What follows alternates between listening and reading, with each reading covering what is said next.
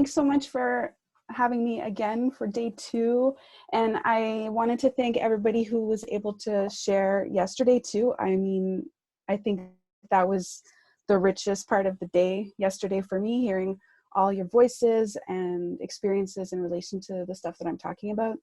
I think I had mentioned yesterday, I've taught online before, but this is the first time with such a large group. And I do find it quite difficult to like read the group because there's so many of us and I'm the only one talking, and I wish that I could speak to each of you and hear all of your voices. So maybe if we're stuck in this situation for a long time, then we could think of another way to be able to talk more.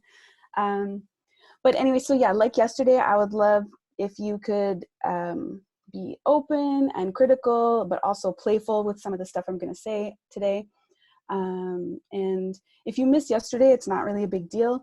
But if you did hear yesterday, a lot of the stuff will be connected, and you'll sort of hear some maybe repetitions or things like that.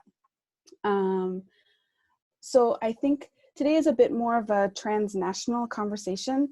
I'm going to talk about, let me just do the slide. I'm going to talk about dancehall culture, Caribbean feminism, and theories of the erotic in relation to my own experiences of performance and dance as part of a feminist dance and music project called Donzelle. And these are some of the photos of my time as part of Donzelle.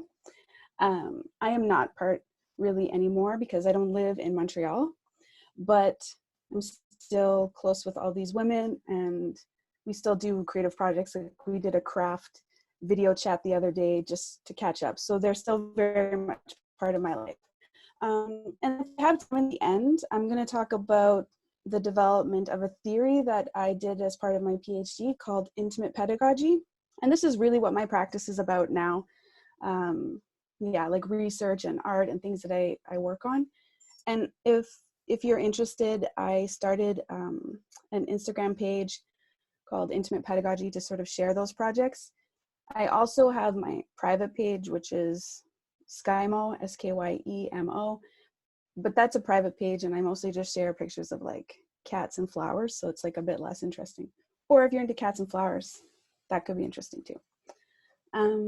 So just quick today, like we're gonna look at the introduction of the erotic through the reading that I had sort of suggested today by Audre Lorde. It's called Uses of the Erotic as Power. And then we'll look at how this has been theorized in Caribbean feminism, and then how it sort of appears in creative expressions, aesthetic forms, bodily movements, and liberation, politics, and decolonial resistance. And then we're going to connect it a bit more on a global conversations around nationhood and citizenship. And then this is where we'll connect it to my personal creative practice with Donzelle. And then, yeah, if I have time, let's talk about the intimate pedagogy. So I really wanted to share this yesterday, but we ran out of time. But I still think it's a really nice quote to sort of link some of the stuff that we talked about yesterday with what I'm going to be talking about today.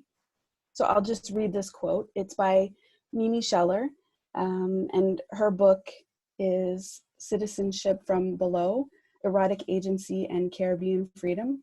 So it's really a foundational text for a lot that I will be talking about today. And if this interests you, the book is great. I find her writing, it's very theoretical, but some of these sections that she writes are almost like poetry to me. So like this one, beneath the dominant discursive regimes, there are subaltern projects of counterclaim, counter-gaze, and counter-performance, including the performance of alternative moral orders, alternative masculinities, alternative sexualities, alternative spiritualities, alternative spatialities of everyday life, and alternative identifications beyond and beneath the nation, tunneling under its borders and escaping its governance. Like, yeah, it's a really powerful quote for me. And if you want to just like take a photo of it and reread it, I think the more I read this years ago, and every time I read it, I'm like, yes. So I will start now. Okay, so on a flight back to Montreal from Barbados, I took 2 images. One as the plane took off, and then the other one as we landed. Both images show the plane's wing and water hugging island shorelines. For those of you who don't know, Montreal is also an island.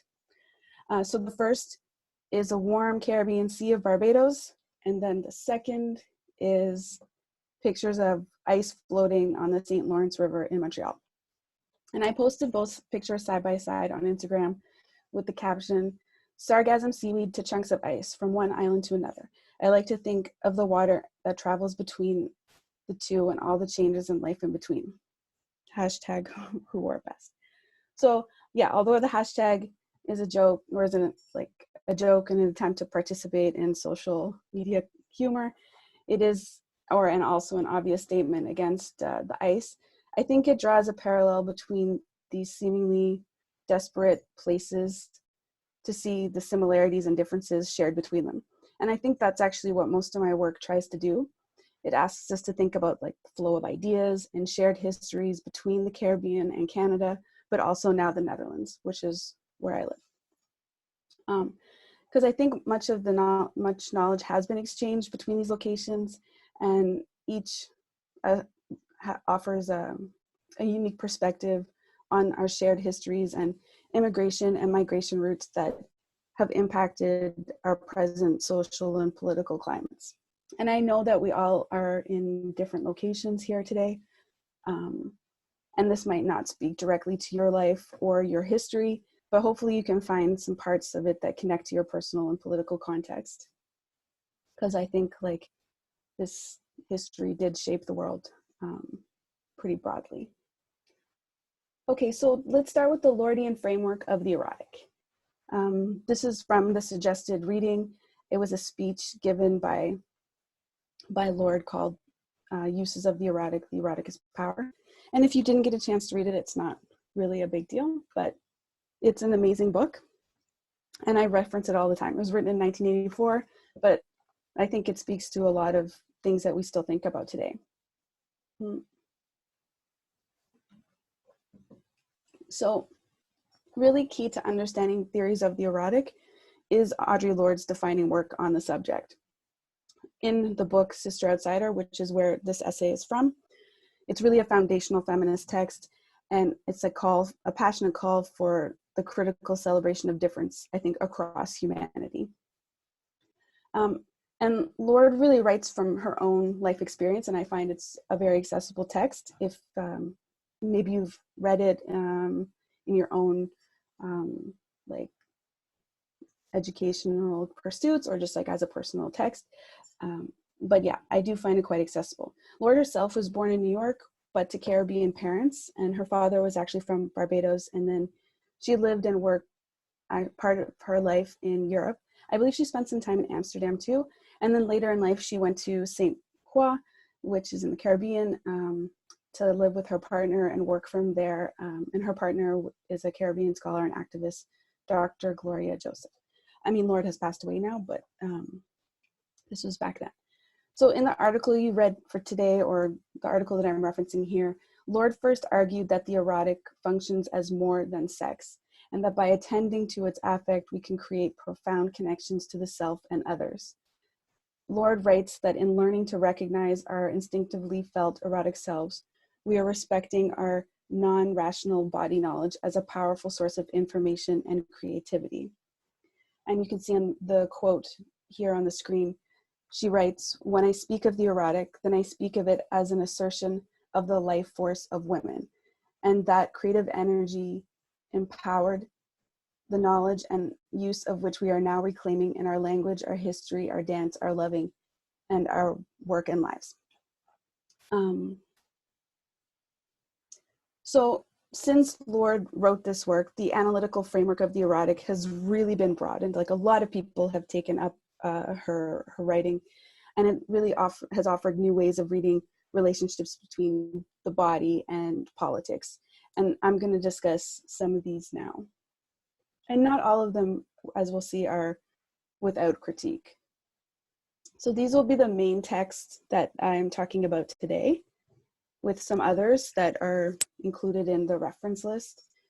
This is the Audre Lorde's book, Sister Outsider, and then this is Mimi Scheller and Lyndon Gill, and then Jackie Alexander. Jackie Alexander also worked in Canada too, so these conversations really do travel. So, although Lorde understood the erotic as both intimate and political knowledge with profound connections to the sacred, her focus on the individual as like this the erotic as this individual female energy has really been accused of being essentialist or a bit limiting. But a lot of these writers here have used theoretical grounding that Lorde started and expanded it. And these writers here, they share a similar agreement that the erotic can't be understood as purely a self-empowerment or just personal autonomy. And instead, the erotic and this erotic agency that we'll be talking about is really connected to the social and economics or political structures. And we did talk a bit about this yesterday as well. So some key points by Alexander, Gill, and Scheller, who are talking in direct relationship to Lorde. Alexander's work is really based in sexual politics and constructs of the nation, as well as meditations on the sacred. She defines embodiment as where the erotic meets the political in what she calls a bodily praxis. And I'm going to come back to this idea of bodily praxis. She says that bodily praxis is witnessed in everyday activities, such as art and dance, and it is this type of embodiment that is a pathway to knowledge and resistance. And most important for me here is she defines the sacred and with it the erotic as inconceivable without aesthetics. So the erotic and aesthetics are integral to one another as human expressions of beauty and emotion. And maybe this speaks to you in your practice or not, but I think like this sort of creative energy that we have, it could be defined as erotic.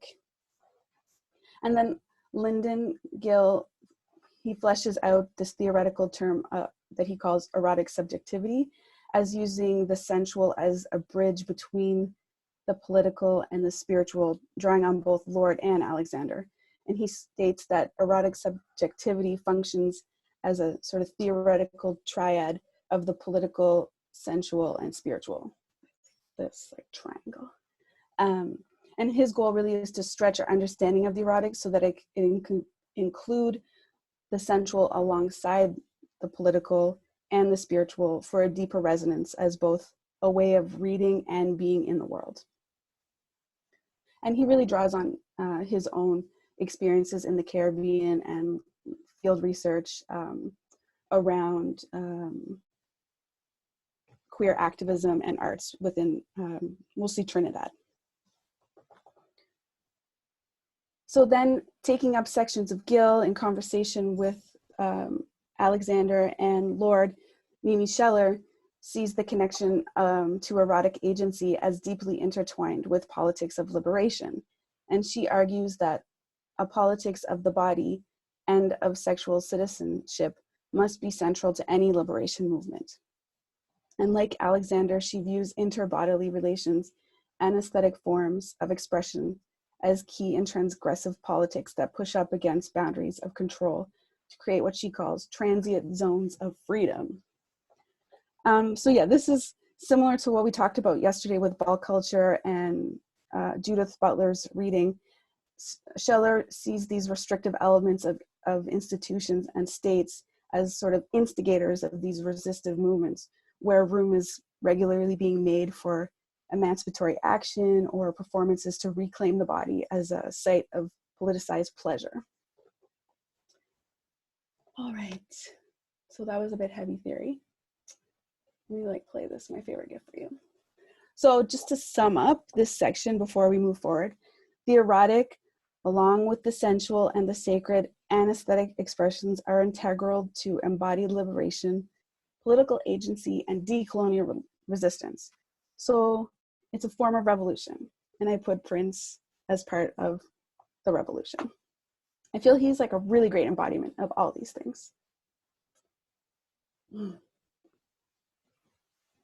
Totally agree with you on that one. Oh my God, I fucking love Prince.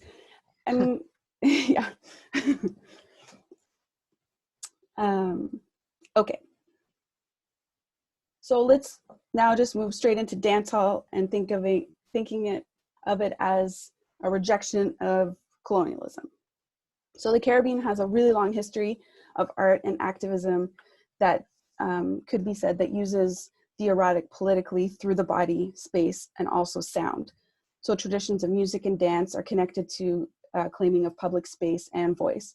And Scheller writes about bass culture or sound as protest in connection to a history of spatio-political affront against the ruling classes and colonization. And like using dance halls and as an example of this cultural history, it really does use an expression of bodily passion and political revolt kind of all mashed together. It's really a huge industry now. It's a global industry, but dancehall, kind of like what we were talking about yesterday with Vogue, was born out of a local movement of critical expressions and a political voice. Carolyn Cooper, who is on the top left here, she's Jamaica's most famous dancehall scholar, and she has long argued that dancehall was born through an assemblage of histories and that it must be read within its social, political, historical context as an embodied resistance to the manifestations of far-reaching legacies of slavery in contemporary Jamaica. But I would say like in the Caribbean too. If you're interested in this history, I think Cooper's observations are key to thinking through how it works as both resistance, but also as a reinscription of these dominant colonial ideologies. Like within dancehall, you can see criticisms around its use of sexism and misogyny and homophobia. Oops, sorry. Stay here for a sec more. Yeah, Cooper recognizes that the hypersexuality, or what she calls slackness, is a strategy of colonial resistance headed by the working class. And she says that vulgarity is deeply political and slackness is an ideological revolt against law and order and an undermining of consensual standards of decency. But at the same time, it is invested in Western capitalism, hypermasculinity, misogyny, homophobia, and even violence. I think dancehall works as an example of how these contradictions within neoliberal notions of success can collide with these alternative performances of bodily pleasures. And like we talked about yesterday, I think our lives and our politics are full of these contradictions, but that doesn't mean that they're not powerful, they're not offering critiques or spaces to make change. I know that this video might not work, so I've included it in the references, but maybe we can just try to watch like 10, 20 seconds of it, and hopefully you can also hear it. Later. Right now me honey, me can't wait no longer. Drink 2 Magnum, me just burn a ganja. Me hand pan me jam, me sit down pan me veranda. Should I fuck the cable man, me still there panda. Right now me panty wet from this feeling. Me never fuck Randy, me swear me just freaking. 3 times me neighbors them catch me peeping. That pussy I get fucked by a evening. So if you want to watch the full video, like I said, I included it in the references. So this is Macca Diamond, and the song is called Body Calling. The video is like a bright, lustful display of pining and grinding and a really transparent exhibit of her sexual desires. She sings that her panties are wet and she's tired of rubbing her clit, bugging herself with a dildo, riding cucumbers as she smokes weed and masturbates. So while in the video we see some things that can easily be connected to dance halls, capitalist celebrations, or these standards of beauty, I think the video doesn't completely conform to these expected sexual or gendered prescriptions. And with a lot of Diamond's artistic adventures, on top of music, she also has written some novels. you can see this fine line of exploitation and erotic agency.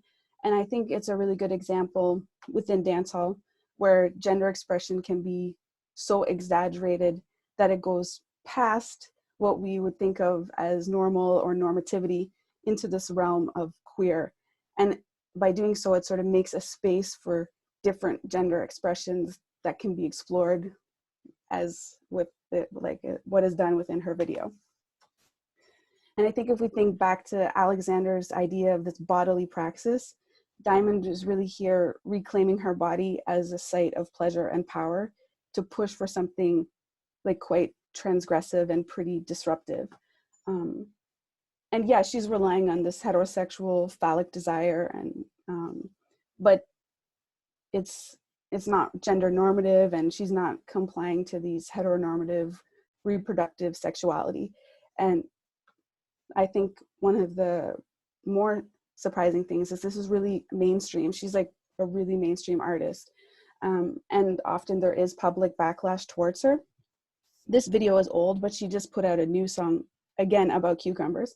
And, you know, people are criticizing her, but at the same time, it is being pushed into the public, and people are being forced to talk about what it means to be a woman, or like these sexual desires, and what we're permitted to be doing with our bodies. Sorry. So then, just to end this section here, I wanted to end with Bibi Bakara Yusuf's reading of Dancehall, because she really writes not only about dancehall culture, but her own experience within it. And she really sees dancehall women as having power to mock, exaggerate, and recreate the Europeanized cult of femininity through strategies of vulgarized mimicry and over-dramatized commentary on ideal femininity. I mean, it's a lot, it's a mouthful, but I think it does sort of say what I was saying.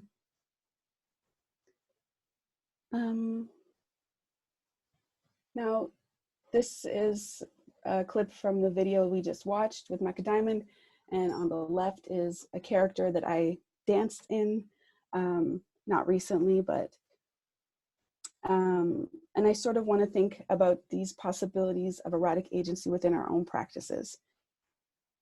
So I think the objective here for me is also to speak critically about my whiteness, to lend a sort of rethinking of how white individuals learn and benefit from Black culture in complicated ways, and also bringing some accountability back to my own work.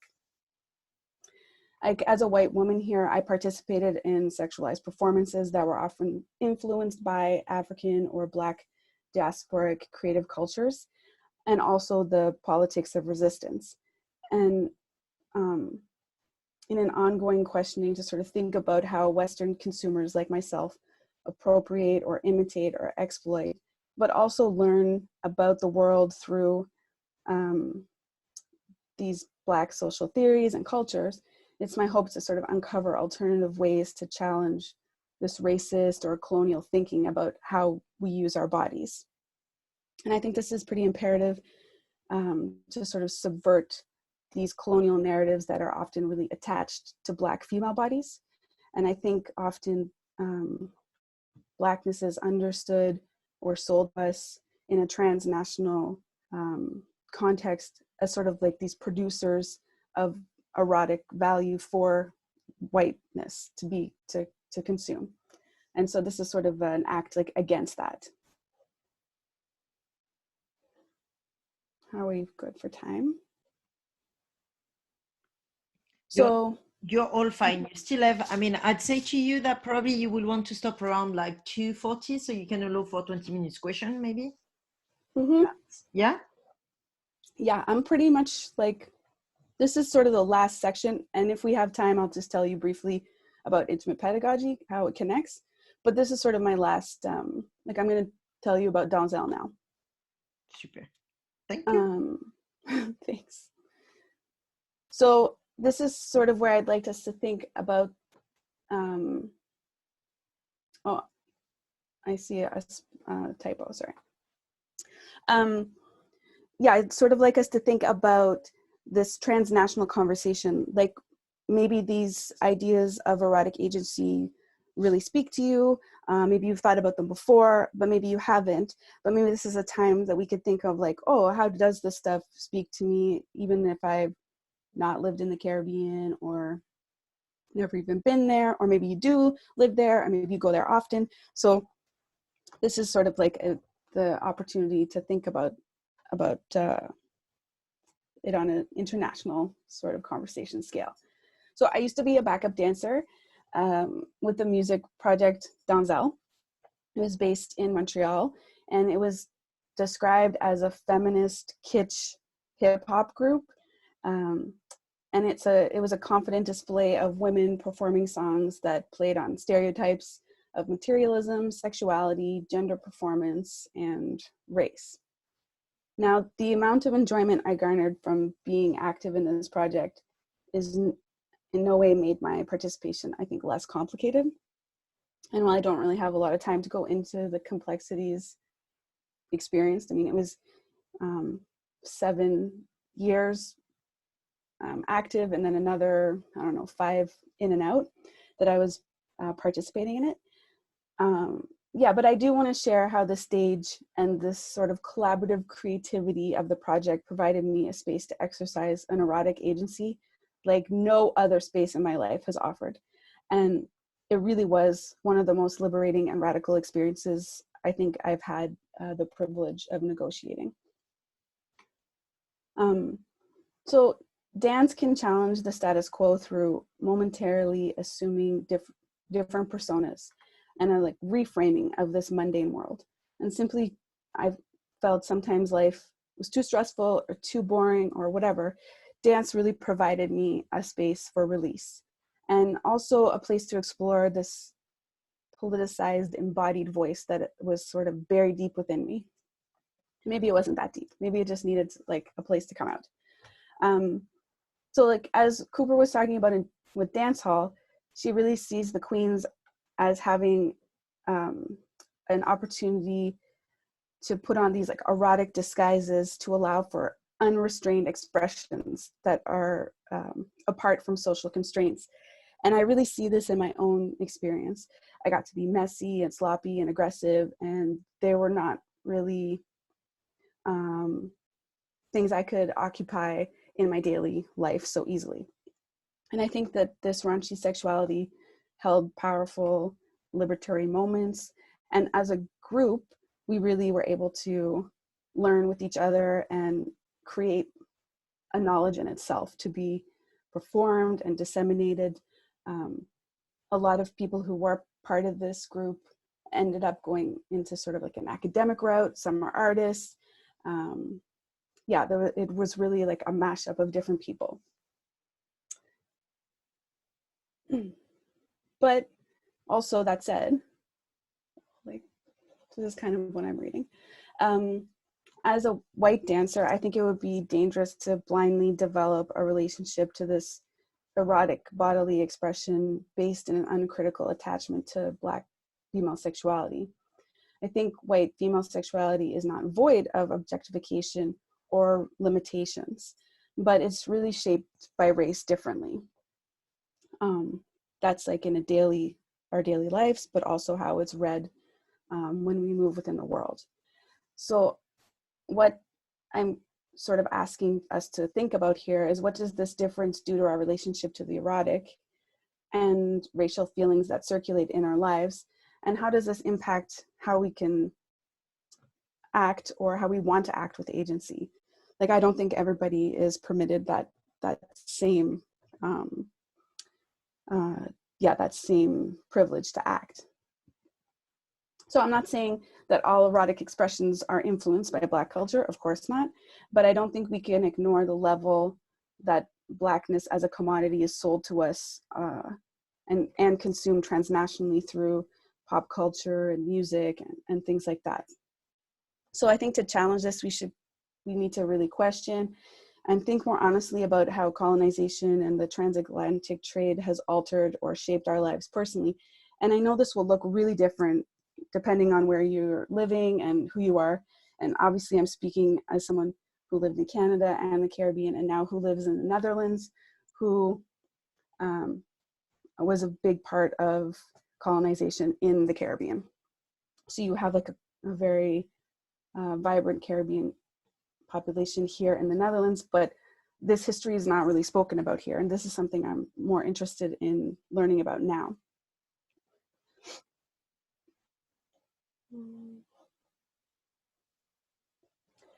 So I think some things to think about are to process now together. I think our histories are really connected. And as we learn within our communities, we're participating in this ongoing transnational conversation. So I think the idea is to look for moments of transgression that really push our imagination, but that also can offer us moments to transform how we view ourselves in the world and what it means for us to exercise this like bodily praxis and erotic agency. I mean, if you want to. Yeah, and then just to close, I will tell you just briefly about what this means to my current projects. So it may seem not connected, but I swear it is. So my projects really like to explore this overlap of theory and visual and sensorial information and embodiments of knowledge, also with community action or political action. And I see the erotic as a space of possibility and creativity, and as a visceral and aesthetic experience that can be a place to create knowledge, but also a site to learn from. And this also includes like these invisible or intangible informations that we hold and pass between us. And I think that's why I'm drawn a lot to art projects and artists who use intimacy or erotic agency in their practice as examples of how we can possibly use these ideas in our own work or our own thinking. And I did a PhD in, well, I'm not done yet, I'm about to defend, so I won't celebrate that yet, but it was in the Department of Education. So this would probably help explain why I care so much about learning and making knowledge, and why I developed a theory called intimate pedagogy. And yeah, so I really define intimate pedagogy as sort of a three-pronged thing. It's the learning that occurs or that is exchanged with others. So this could be like with your friends and your family, the environment, and this should include non-humans as well, because I think a lot of us do have intimate connections with nature and we learn a lot from that. So one of my chapters is all about water. And I think for many people, water is a holder of history and stories and a lot of learning. And in itself, the ocean is full of erotic energy if you think about it as like this embodiment of power and knowledge. And then also the learning that comes from the relationship we have with ourselves through self-reflection. So yeah, just like taking time with yourself and thinking through ideas, you develop like an intimacy with those ideas and yourself. And that can be really difficult work. I think I said yesterday, you know, like decolonizing our minds or decolonizing our thoughts. This is really difficult, hard work. And I think intimate learning is difficult work. And then finally, I think it's the intimacy we create with the knowledge itself. So you can clearly hear that I'm very passionate about Audre Lorde. So I feel that I have an intimate connection with her writing, and this has been embodied in my work now. So I think this really can be seen as a tool that encourages us to think about our daily lives and interactions with others and those around us and nature as like mini revolutions that can accumulate into larger social and environmental change. And that's really what most of my projects are about. And then maybe, oh, look at that, I'm 3 minutes early. Maybe we can talk about this kind of stuff now.